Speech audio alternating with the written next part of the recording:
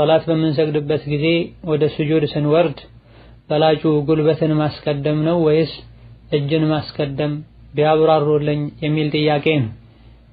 በመሰረቱ ጉልበትንም ይሁን እጅን አስቀድሞ በማውረድ ቢሰግዱ የሶላቱ ትክክለኝነት ላይ የሚያሳድረው ትልቅ ተጽዕኖ አይኖርም።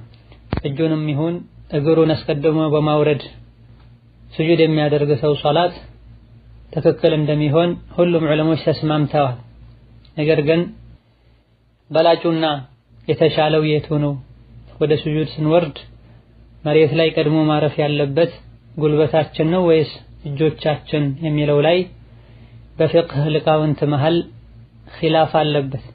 ኢማም አቡ ሐኒፋ፣ አሻፊዒና አሕመድ የሚሰግድ ሰው ወደ ስጁድ ስንወርድ ቀድሞ መሬት ላይ ማረፍ ያለበት ከእጅ በፊት ጉልበት ነው የሚል አቋም ያላቸው ሲሆን ይሄም የአብዛኞቹ የዲን እስላም አይማዎች ዑለሞች አቋም እንደሆነ አትርሚዚ ረሒመሁላህ ተዓላ ገልጸዋል።